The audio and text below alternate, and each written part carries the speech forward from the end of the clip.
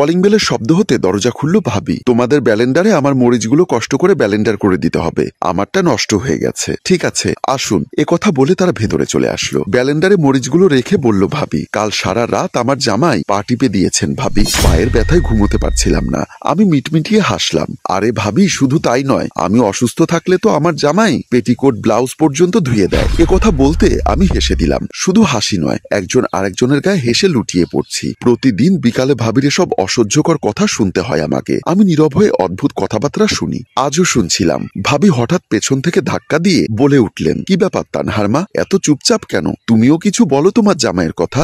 আমি একটা দীর্ঘশ্বাস ছাড়লাম, কেননা তিনি খুব ভালো করেই জানেন আমার স্বামী গত বছর ধরে সৌদি আরবে থাকেন। এমন কোনো ঘটনা হুট করে চাইলেই আমি বলতে পারি না। তারপরও তার কথার প্রেক্ষিতে বললাম, আমার তো বলার মতো কিছুই নেই ভাবি। প্রতি 2 বছর কিংবা 3 বছর বাদে একবার দেখা পাই আমি তানহার আব্বুর। বাবা মা যখন প্রবাসী স্বামীর সাথে বিয়ে দিয়েছেন, তীর্থের কাকের মতো চেয়ে থাকি কবে আবার তার দেখা পাবো। অশ্লীল ভঙ্গি করে ভাবি বললেন, তোমারই তো শান্তি, কারণ জামাই কাছে নেই। তুমি চাইলেই দেশে বসে 8-10টা প্রেম করতে পারো, জামাই টেরও পাবে না। আমার জামাই তো খালি সন্দেহ করে আমাকে। আমি অবাক হয়ে ভাবির মুখের দিকে তাকিয়ে রইলাম। কি বলেন ভাবি, জামাই থাকতে প্রেম করব কেন? তাছাড়া আমার বাচ্চা একটা মেয়ে আছে। ইতিমধ্যে ভাবির ব্যালেন্ডারের কাজ শেষ। আমি ভাবিকে এগিয়ে দিতে দরজার কাছে আসলাম। ভাবি আমাকে আবার বলল, এত সুন্দর তুমি, বয়সও কম, কেমনে থাকো জামাই ছাড়া? নিজের রূপ যৌবন এভাবে নষ্ট করো না। তোমার জামাই বিদেশে কতজনের সাথে ঘুমোয় তা কি তোমাকে বলে নাকি? না জেনে মন্তব্য করা কি ঠিক ভাবি? যদি তিনি পাপ করেন, তার কৈফিয়ত তিনি আল্লাহর কাছে দিবেন। আমি কেন পাপের বোঝা মাথায় নিব?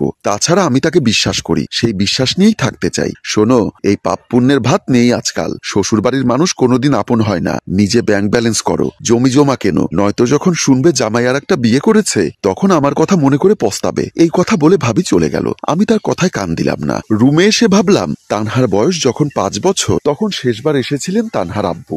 এখন তানহার বয়স 7 বছর চলছে। বিয়ের পর থেকে 6 বছরে 3 বার এসেছেন তিনি, তাও প্রত্যেকবার 3-4 মাসের বেশি থাকেননি। প্রত্যেকবার যখন তিনি আসেন, আমার মনে হয় আমাদের নতুন বিয়ে হয়েছে। খুব অচেনা লাগে মানুষটাকে। তবে তিনি মানুষ হিসাবে খারাপ তো নন। দেশে থাকলে অন্য ভাবিদের বড়দের মতোই আমার খেয়াল রাখতো বলে ধারণা। তানহা আমার একমাত্র মেয়ে। তানহার আব্বুর এখন একটা ছেলের শখ। এদিকে ভাবি বাসায় ঢুকতে দেবর কালাম বলল, ভাবি আজকে রাতে কিন্তু আমি তোমার সাথে ঘুমোবো, কথাটা মনে রেখো। দরকার হলে তুমি ভাইয়াকে বলবে। ভাবি ভাবলো, আজকে তোকে একটা শিক্ষা দিব। কথা শোন, তুই প্রতিদিন আমাকে জ্বালাতন করিস। এক কাজ করো, তানহার মা ভাবিকে 500 টাকা দিলেই হয়ে যাবে। দেবর কালাম চোখ বড় বড় করে ফেললো। হ্যাঁ রে হ্যাঁ, ভাবির স্বামী বিদেশে থাকে, নিজের যৌবনটা আর কতদিন এভাবে ফেলে রাখবে? তাই 500 টাকার বিনিময়ে 1 রাত সাথে থাকে। ভাবি, আমি যতটুকু জানি তানহার মা তো খুব ভালো মেয়ে, কিন্তু এইটা তো বাজে কাজ। তুই কি পাগল? আজকাল এসব কেউ মানে নাকি? জানি ওনার টাকার অভাব নেই, তবুও 500 কেন নেয়? এই টাকাটা নামমাত্র নেওয়া, সেটা ভাবি আমাকে বলেছে। আচ্ছা আমাকে আগে এটা বল, তোর পকেটে কি 500 টাকা আদেও আছে? না মানে হয়েছে, বুঝেছি। আচ্ছা শোনো ভাবি, রেগে যাচ্ছ কেন? তুমি আজ আমার টাকাটা দিয়ে চালিয়ে দাও, আমি তোমাকে দিয়ে দিব, প্রমিস। কখন দিবি? কালকেই দিব, শিওর। তাহলে তুই কালকেই করিস, এখন বিদায় হতো। এই বলে উল্টো হাঁটা ধরলো ভাবি। আমি বললাম, এই গ্রামে সবার চোখের নজরে সবসময় ভেসে বেড়ায় নাম করা ভাবি। যার চাচি সেও বলে ভাবি, যার আন্টি তারও ভাবি। এই বিখ্যাত ভাবির স্বামী বিয়ের 2 মাসের মাথায় বিদেশে চলে যান। প্রতি মাসে আয়ের টাকা পাঠায়, কিন্তু টাকা গাড়ি বাড়ি দিয়ে কি সব সুখ পাওয়া যায়? ওটাও তো লাগে, আর যেটা লাগে সেটা ভাবি 500 টাকার বিনিময়ে করে থাকেন। আজ বুঝতে পারলাম 500 টাকার নামমাত্র নেওয়া মূল কারণ ওনার যৌবন জ্বালা মেটানো। চলুন দেখে আসি ভাবি কি করে। আমি আস্তে করে দরজা খুলে ঘরে ঢুকলাম। ভাবির নাম জান্নাত। এত সুন্দর একটা নামের সাথে ভাবির দেহখানা কম যায় না। তবে ভাবি সেটাকে অবৈধভাবে চালাচ্ছে। যদিও কি বা করার, ভাবির তো আর একা রাতে ঘুম আসে না, সাথে ঘুম পাড়িয়ে দেওয়ার জন্য একটা সঙ্গী দরকার পড়েই। যদিও সঙ্গিনী ঘুম পাড়াতে আসে না, ঘুম উড়াতে আসে। কালাম আনমনে পা টিপে টিপে চলে আসে ভাবির দরজার সামনে। সারা রাত কি হবে তা যেন কালাম আগেই চিন্তা করে নিল। জান্নাত কালামকে ঘরে ঢুকিয়ে দরজা অফ করে দেয়। এরপর কালাম জান্নাতকে কোলে তুলে চোখের দিকে তাকায়, আর হেঁটে হেঁটে চলতে থাকে যুদ্ধের ময়দানে।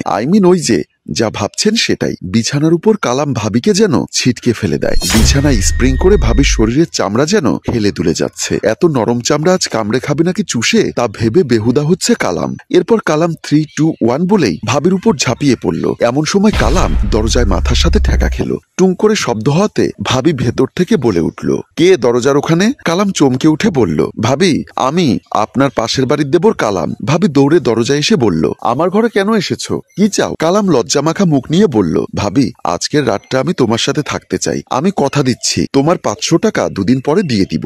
এ কথা বলে কালাম ভাবির হাত ধরে ফেললো। ভাবি আর দেরি না করে ঠাস ঠাস করে দুটো থাপ্পড় দিয়ে বলল, এতদিন তোকে আমি আলবোলা ভেবেছিলাম, আসলে তুই যে এত বড় লম্পট সেটা তো জানতাম না। বেয়াদব, এক্ষুনি আমার বাড়ি থেকে বের হয়ে যা। এ কথা বলে কালামকে ধাক্কা দিয়ে বের করে দিল। কালাম বাড়িতে এসে চিৎকার করে ভাবিকে ডাকতে লাগলো। ভাবি দৌড়ে আসলো, বলল, কি হয়েছে? কালাম বলল, ভাবি তুমি আমার সাথে প্রতারণা করেছো, কেন তুমি জান্নাত ভাবির কাছে আমাকে পাঠিয়েছো? 500 টাকার বিনিময়ে এসব করে বলে আমাকে মার খাওয়ালে। আমি তোমাকে দেখে নিব, আমি তোমার সব কথা ভাইয়াকে বলে দিব, আমার মাকেও বলে দিব, বাবাকেও বলে দিব। এমন সময় ভাবি কালামের মুখ চেপে ধরল। স্বামী রুম থেকে এসে বলল, আমি সব শুনেছি, কালামকে ছেড়ে দাও। অন্য রুম থেকে শাশুড়ি এসে বলল, বৌমা তুমি কাজটা ঠিক করনি, আমি জানি আমার ছেলে একটু হাবাবুবা, তাই বলে তুমি তাকে ভালো কোনো পরামর্শ না দিয়ে এভাবে বাজেভাবে ব্যবহার করা তোমার ঠিক হয়নি। তোমাকে আমি অনেক ভালো মেয়ে মনে করেছিলাম, তোমার মতো ফালতু পচা মেয়ে আমি আমার জীবনেও একটা দেখিনি। স্বামী বলল, তোমার অনেক কুকৃত্যে আমার জানা আছে, আমি এতদিন মুখ বুজে সহ্য করেছি, কিন্তু আজ আর নয়। এ কথা বলে জোরে একটা থাপ্পড় মেরে বলল, তুই এক্ষুনি আমার বাড়ি থেকে বের হয়ে যাবি। তুই জান্নাত ভাবির মতো সৎ চরিত্রবান মেয়ের উপর বাজে কথা বলতে তোর রুচিতে একটুও বাধেনি? শ্বশুর শাশুড়ি জামাই সবাই মিলে যখন ভাবিকে বকাবকি করছিল, এমন সময় দরজা খুলে জান্নাত বাড়ি আসলো। বলল, থাক, ওকে কিছু বলতে হবে না, আমি সব সময় দেখেছি কেন জানি ও আমার পেছনে লেগে থাকে, সব সময় একটা না একটা কুটু কথা না বললে তার পেটের ভাত হজম হয় না। ভাবি আপনি আমাকে মাফ করে দিন, আমি আর জীবনে আপনাকে নিয়ে বা আপনার চরিত্র নিয়ে কোনো কথা কোনো সময় কোনো জায়গায় বলবো না। ভাবি জড়িয়ে ধরে বলল, ঠিক আছে, আমি তোকে মাফ করে দিলাম। শাশুড়ি বলল, বৌমা তোমার এই জান্নাতের থেকে শিক্ষা নেওয়া উচিত, কেমন করে মানুষের সাথে চলতে হয়, মিশতে হয়। ভাবি মাথা নিচু করে রইল। সম্মানিত দর্শক, এখানেই আমাদের গল্প সমাপ্ত হলো। আসলে এরকম পাশের বাসায় যারা অন্যের সুখ সুন্দর চলা দেখতে পারে না, আসলে এই পৃথিবীতে ভালো মানুষের পেছনে কেউ না কেউ লেগেই থাকবে। আপনার পাশেও থাকতে পারে এরকম বাজে মহিলা। তাই আমি মঞ্জুর মোর্শেদ মনে করি এদেরকে এড়িয়ে চলা উচিত। গল্পটি ভাবনা ও প্রযোজনায় মঞ্জুর মোর্শেদ। ধন্যবাদ।